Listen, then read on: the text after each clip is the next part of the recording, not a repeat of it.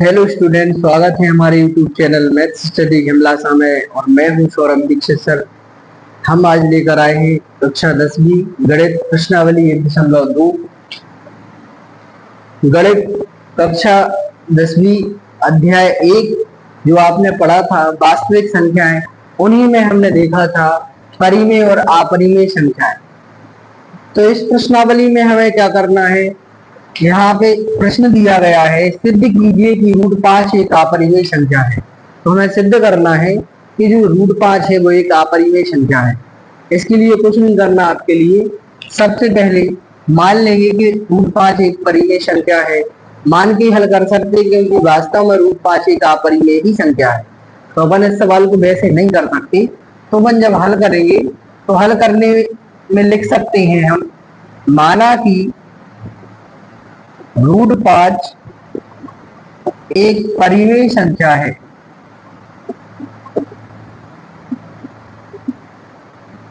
माना कि √5 एक परिमेय संख्या है,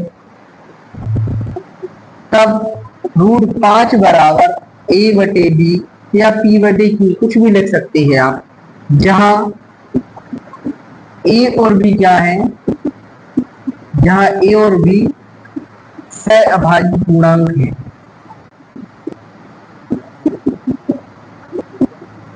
यहाँ a और b क्या है, सहअभाज्य पूर्णांक है और b बराबर 0 नहीं है, कह सकते हैं। तब क्या करेंगे, आप कुछ नहीं करना है, यहाँ पे इसके बटे में कुछ नहीं, मतलब एक त्रियक गुणा कर देंगे तो यहाँ से आ जाएगा b√5 बराबर a। अब आगे क्या करना है आपको, दोनों पक्षों का वर्ग करने पर, यहाँ लिख देंगे हम दोनों पक्षों का वर्ग करने पर, दोनों पक्षों का हम वर्ग कर देंगे तो क्या हो जाएगा, यहाँ पे b√5 वर्ग बराबर a का वर्ग। तो यहाँ जैसे ही वर्ग होगा तो अलग अलग वर्ग हो जाएगा, b का वर्ग अलग हो जाएगा, √5 का वर्ग अलग हो जाएगा, बराबर a का वर्ग। वर्ग से वर्गमूल यहाँ पे क्या हो जाएंगे, कैंसिल हो जाएंगे। तो यहाँ क्या बचा, 5 × b का वर्ग बराबर a का वर्ग। हम यहाँ देखते हैं जो प्रमेय आप लोगों ने पढ़ी होगी, प्रमेय 1.2 से हम देखेंगे a वर्ग 5 से विभाजित है, a वर्ग 5 से विभाजित है, a वर्ग 5 से विभाजित है, तब a भी 5 से विभाजित होगा।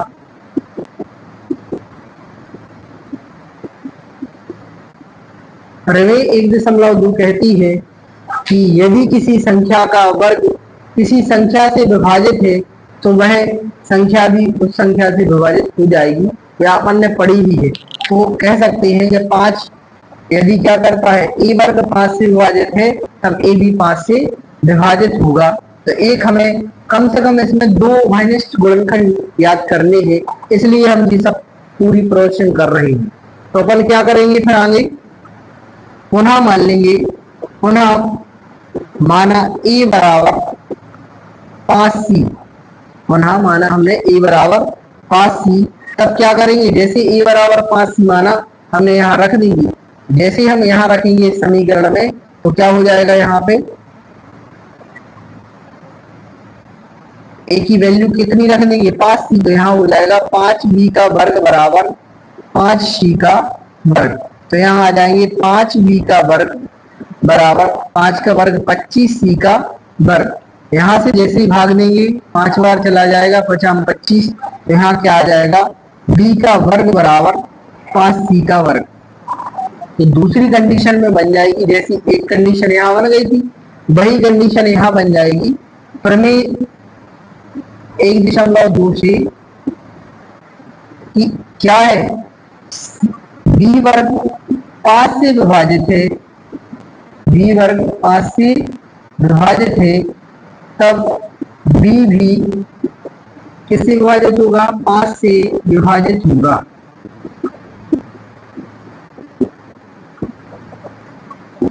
b वर्ग 5 से विभाजित है, तब b भी क्या होगा, 5 से विभाजित होगा। तो हम क्या देख रहे हैं इन दोनों कंडीशनों में कि ए और बी दोनों क्या है, 5 से विभाजित है। तो क्या हो सकता है,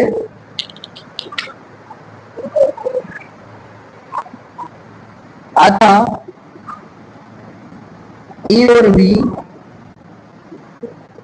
में कम से कम उभयनिष्ठ गुणनखंड, उभयनिष्ठ गुणनखंड 5 है। ए और बी है जो, वो क्या है, उनका उभयनिष्ठ गुणनखंड कौन है, 5 है। तब √5 एक परिमेय संख्या होगी, परिमेय संख्या होगी। हम कह सकते हैं कि ए और बी में कम से कम उभयनिष्ठ गुणनखंड 5 है, तो √5 एक परिमेय संख्या होगी। किंतु इससे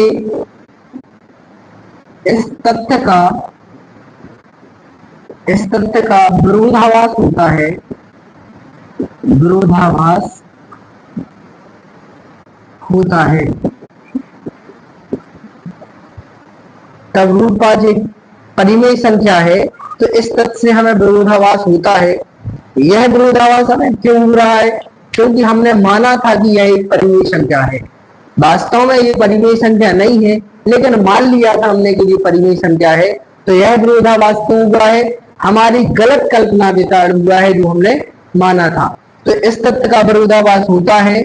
यह विरोधाभास, यह जो विरोधाभास है, यह विरोधाभास हमें गलत कल्पना के कारण, गलत कल्पना के कारण हुआ है। यह विरोधाभास हमें गलत कल्पना के कारण हुआ है। अतः हम निष्कर्ष निकालते हैं, अतः हम निष्कर्ष निकालते हैं कि √5 एक अपरिमेय संख्या है।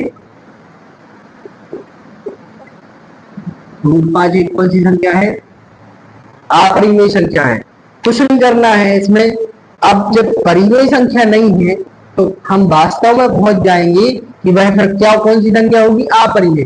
क्योंकि हमने पढ़ा था कि जब कोई परिमेय संख्या नहीं होगी तो फिर वो अपरिमेय होगी, और अगर संख्या अपरिमेय नहीं होगी तो फिर वो परिमेय होगी। तो अपन ने जो देखा था वही लिखना था इसमें। तो हमने माना था कि √5 एक परिमेय संख्या है जहां ए और बी सहअभाज्य पूर्णांक है, और यहाँ से ये निकाल लिया था, और इनकी उभयनिष्ठ गुणनखंड हमने एक निकाल लिया था, और हम निष्कर्ष पर पहुंच गए थे कि यह एक परिमेय संख्या है। लेकिन जो हमें निष्कर्ष मिला है, या हम कह सकते हैं जो हमें विरोधाभास हुआ है, वो हमें हमारी गलत कल्पना के कारण प्राप्त हुआ है कि √5 एक परिमेय संख्या है। लेकिन हम वास्तव में देखेंगे यह क्या हो जाएगी, अपरिमेय संख्या है। तो इसके बाद हम देख रहे हैं अगला सवाल। तो जी समझ में आया होगा आपके लिए कि √5 एक अपरिमेय संख्या क्यों है। दूसरा प्रश्न है अपना, सिद्ध कीजिए कि 3 + 2 √5 एक अपरिमेय संख्या है।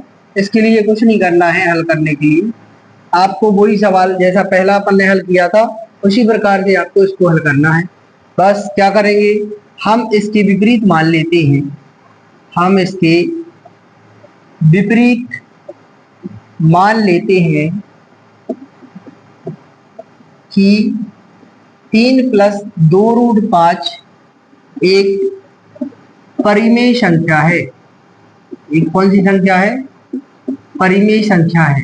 हम इसके विपरीत मान लेंगे कि यह एक परिमेय संख्या है।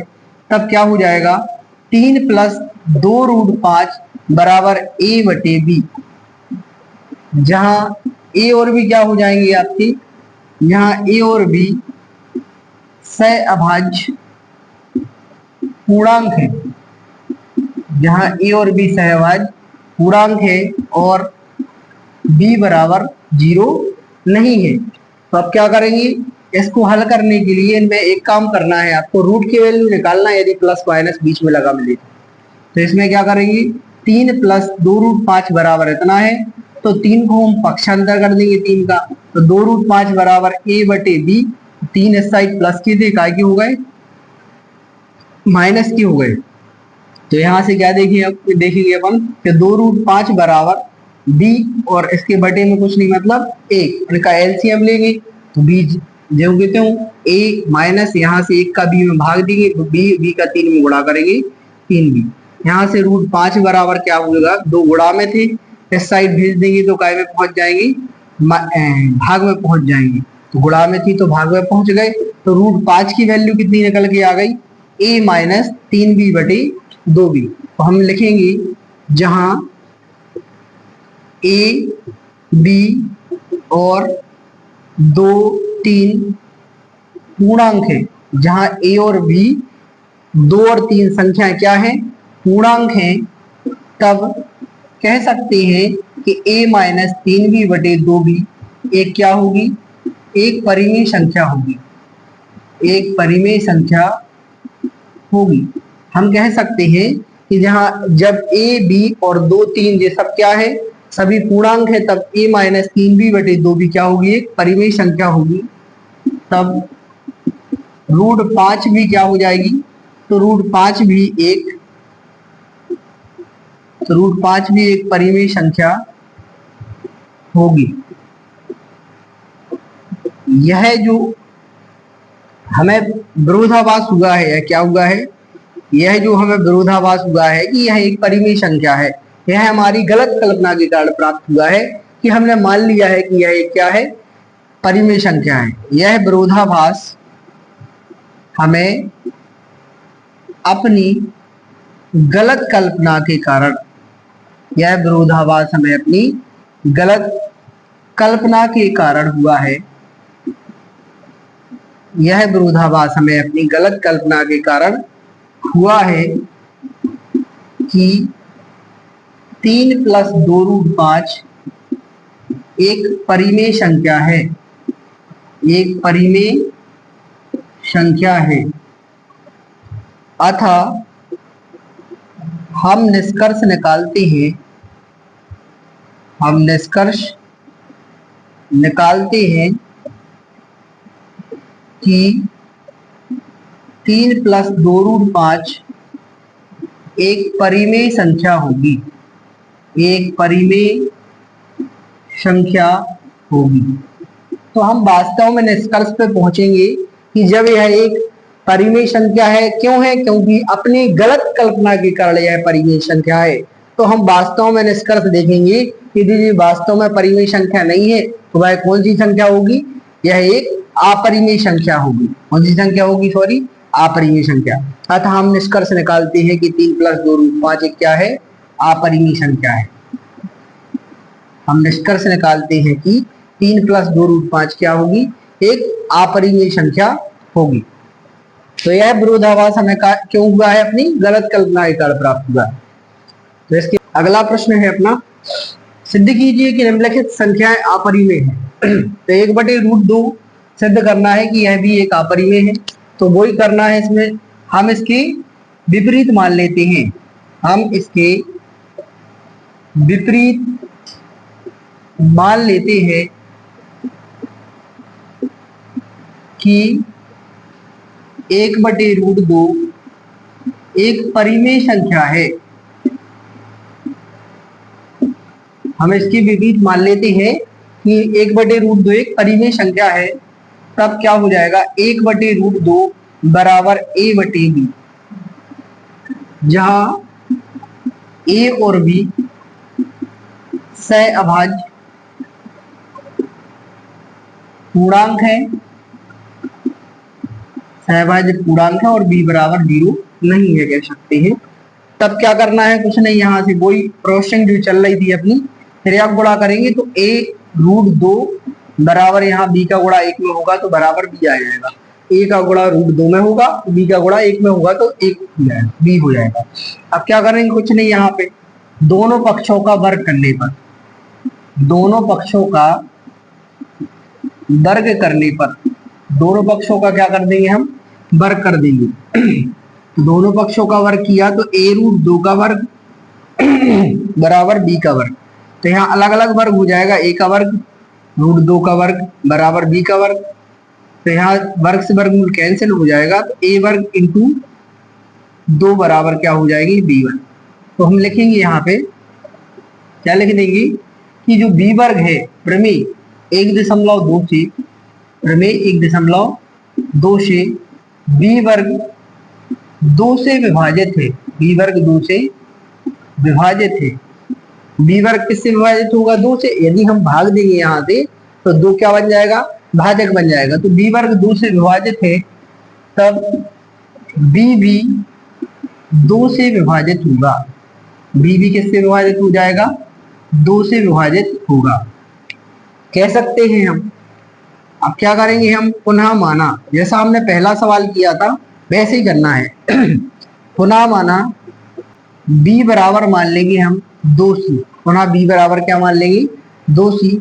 तब क्या हो जाएगा? यहाँ पे a का वर्ग इंटू 2 बराबर क्या हो जाएगा? b की वैल्यू हो जाएगी 2c का वर्ग, क्योंकि हमें इनके उभयनिष्ठ गुणनखंड ज्ञात करना है। तो यहाँ हो जाएगा a वर्ग इंटू 2 बराबर 2 का वर्ग हो जाएगा 4, और यहाँ पे c का वर्ग अलग हो जाएगा। यहाँ 2 किस में थे? गुणनखंड में थे। यहाँ पे क्या में चले जाएंगे? 2 भाग में चले जाएंगे। तो जैसे ही भाग में गए तो 2 दूनी 4, तो a का वर्ग बराबर यहाँ आ जाएंगे 2c का वर्ग। a का वर्ग बराबर क्या आ जाएंगे? यहाँ पे 2c का वर्ग। तो यहाँ फिर से देखेंगे हम प्रमेय 1.2 से कि क्या बन जाएगा? a वर्ग किससे विभाजित हो रहा है? 2 से। हम लिखेंगे कि प्रमेय 1.2 से a वर्ग 2 से विभाजित है। a वर्ग किससे विभाजित है? 2 से विभाजित है। तब a भी 2 से विभाजित होगा, a भी 2 से विभाजित होगा। हम कह सकते हैं कि जब प्रमेय 1.2 से कि किसी संख्या का वर्ग यदि किसी संख्या से विभाजित है तो वह संख्या भी उस संख्या से विभाजित होती है। कोई भी संख्या है, जैसे हमने कहा 9 है, तो वो कितने का वर्ग होता है? 3 का वर्ग। तो यदि वह 3 से विभाजित होता है तो वो संख्या जो होगी वह भी 3 से विभाजित होगी। ये हमारी प्रमेय 1.2 कहती है। तो हम क्या देख रहे हैं इनमें? तो हम क्या देख रहे हैं? a और b के, इसके a और b के कम से कम a और b में कम से a और b में कम से कम एक उभयनिष्ठ गुणनखंड, कम से कम क्या है? एक उभयनिष्ठ गुणनखंड। a और b में कम से कम एक उभयनिष्ठ गुणनखंड कौन है? 2 है, क्योंकि a भी 2 से विभाजित हो रहे हैं और b भी 2 से विभाजित हो रहे हैं। तो इन दोनों में एक उभयनिष्ठ गुणनखंड कौन है? 2 है। क्यों है 2? क्योंकि इनमें दोनों का भाग जा रहा है, गुणनखंड आप लोग जानते हैं। तब क्या होगी? तो हम कह सकते हैं तब 1/√2 ये क्या होगी? तब परिमेय संख्या है, परिमेय संख्या है। a और b में कम से कम एक उभयनिष्ठ गुणनखंड है, तब 1/√2 एक परिमेय संख्या है। यह विरोधाभास, यह विरोधाभास हमें अपनी काय के कारण प्राप्त हुआ है? अपनी गलत कल्पना के कारण, गलत कल्पना के कारण हुआ है कि 1/√2 एक परिमेय संख्या है, परिमेय संख्या है, क्योंकि उनके गुणनखंड निकले हैं। तो हम कह सकते हैं कि जो हमें कल्पना हुई है, हमारा विरोधाभास है, वो हमें अपनी गलत कल्पना के कारण प्राप्त हुआ है कि 1/√2 एक परिमेय संख्या है। अतः हम निष्कर्ष निकालते हैं, अतः हम निष्कर्ष निकालते हैं, निष्कर्ष निकालते हैं कि क्या है? 1/√2 एक अपरिमेय संख्या है, अपरिमेय संख्या है। आपको कुछ नहीं करना है इन सवालों में, ऐसे ही हल कर देना है। इनको विपरीत मान के हम चलेंगे और लास्ट में क्या कर देना है आपको? वही के विरोधाभास के कारण हुआ है, क्योंकि यह विरोधाभास इसलिए हुआ है कि हमने विपरीत मान लिया, और यदि विपरीत नहीं मानेंगे तो सवाल हल नहीं होगा। तो आपको ऐसे ही हल करना पड़ेगा। अगला प्रश्न है, सिद्ध कीजिए कि निम्नलिखित संख्याओं में 7√5 क्या है? एक अपरिमेय संख्या है। तो तो हमें वही करना है, 7√5 भी एक अपरिमेय संख्या है। तो हम क्या करेंगे, हम इसके विपरीत मान लेंगे, वही कंडीशन रहेगी जो अपन करते आ रहे हैं। इसके विपरीत मान लेते हैं कि 7√5 एक क्या है, एक परिमेय संख्या है। 7√5 एक परिमेय संख्या है। तब 7√5 बराबर a/b, जहां a और b क्या हो जाएंगे, जहां a और b सहअभाज्य पूर्णांक है, सहअभाज्य पूर्णांक है, और b बराबर क्या नहीं है, 0 नहीं है। तो हम कह सकते हैं कि 7√5 बराबर a/b है, और जहां a और b क्या है, सहअभाज्य पूर्णांक है। तो क्या करेंगे, √5 की वैल्यू निकालेंगे यहाँ से। a/7 काय किस में थे, गुणा में थे, तो नीचे पहुंचे काय में हो गए, भाग में। तो हम क्या देख रहे हैं सर, तब √5 बराबर आ गए निकल के कितने, a/7 में। तब हम क्या देख रहे हैं कि a और b क्या है, पूर्णांक है, और 7 भी एक पूर्णांक है। 7 भी एक क्या है, पूर्णांक है। a और b भी पूर्णांक है, और 7 भी क्या है, एक पूर्णांक है। तब a/7 भी एक क्या होगी, एक परिमेय संख्या होगी, एक परिमेय संख्या होगी। हम कह सकते हैं जब a और b पूर्णांक है और 7 भी पूर्णांक है, तो a/7 भी क्या होगी, एक परिमेय संख्या होगी। तब जब जी LHS RHS बराबर है इसका LHS की, तो जब जी परिमेय संख्या है तो जी भी क्या होगी, एक परिमेय संख्या। तब a/7 भी एक परिमेय संख्या होगी। तब कह सकते हैं कि √5 भी क्या होगी, एक परिमेय संख्या होगी। 5 भी एक क्या होगी, परिमेय संख्या होगी। लेकिन हमें यह क्या हुआ है, लेकिन यह विरोधाभास, लेकिन यह विरोधाभास क्या हुआ है, यह विरोधाभास हमें अपनी काय के कारण हुआ है। लेकिन यह विरोधाभास हमें अपनी गलत कल्पना के कारण हुआ है। कौन सी कल्पना के कारण, गलत कल्पना के कारण हुआ है। लेकिन जो यह विरोधाभास जो हुआ है हमें अपनी गलत कल्पना के कारण हुआ है, कि क्या है कि √5 एक क्या है, परिमेय संख्या है, परिमेय संख्या है। अतः हम 7√5 एक परिमेय संख्या है। अतः हम निष्कर्ष निकालते हैं, अतः हम निष्कर्ष निकालते हैं कि 7√5 एक अपरिमेय संख्या है, अपरिमेय संख्या है। तो हम क्या करते हैं, बाद में अपन निष्कर्ष पे यही लिखना है कि यह एक क्या है, अपरिमेय संख्या है। इसमें कुछ नहीं करना है, इन सवालों को ऐसे ही हल करना है। इसको हम मान लेंगे, माना कि में करेंगे, और मान लेंगे कि यह एक परिमेय संख्या है, क्योंकि है ही वो वास्तव में एक अपरिमेय संख्या है। और आशा करते हैं जी समझ में आया होगा। इसके बाद अगला सवाल देखते हैं। अंतिम सवाल है अपना प्रश्नावली का कि 6 + √2 एक अपरिमेय संख्या है, इसको सिद्ध करना है। वही हम इसके क्या मान लेते हैं, विपरीत मान लेते हैं, विपरीत मान लेते हैं कि क्या मान लेते हैं कि 6 + √2 एक कौन सी संख्या है, एक परिमेय संख्या है। हम इसकी विपरीत मान लेते हैं कि 6 + √2 एक परिमेय संख्या है। तब क्या हो जाएगा, 6 + √2 बराबर a/b, जहां a और b सहअभाज्य पूर्णांक है, जहां a और b क्या है, सहअभाज्य पूर्णांक है, और b बराबर 0 नहीं है। तब क्या करेंगे अपन, कुछ नहीं करेंगे, √2 बराबर जैसा सेकंड वाला सवाल अपन ने प्रश्न किया था दूसरे नंबर का, वैसे ही है।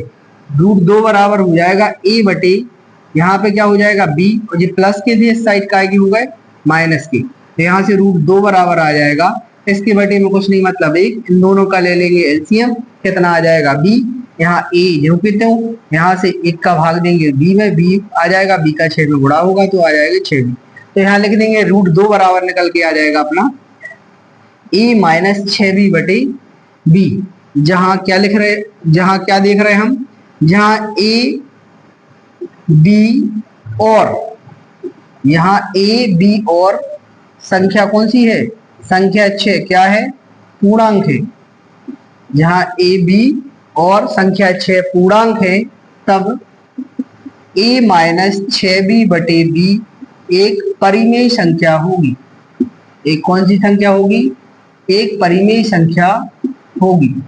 हम कह सकते हैं कि जो a माइनस 6b बटे b है वो एक परिमेय संख्या होगी, तब √2 भी क्या होगी, √2 भी एक परिमेय संख्या होगी, तब √2 भी क्या होगी, एक परिमेय संख्या होगी। तब क्यों होगी सर, क्यों परिमेय संख्या, क्योंकि इसका RHS बराबर है, तो हम कह सकते हैं इसका LHS भी क्या होगा, बराबर होगा। तब यह हमें क्या हुआ है, तब यह विरोधाभास, विरोधाभास हमें अपनी काय के कारण हुआ है, गलत कल्पना के कारण। तब यह विरोधाभास हमें अपनी गलत कल्पना के कारण प्राप्त हुआ है, कि क्या प्राप्त हुआ है कि √2 अर्थात क्या, कि 6 प्लस √2 ये क्या है, परिमेय संख्या है, एक परिमेय संख्या है। अतः हम निष्कर्ष निकालते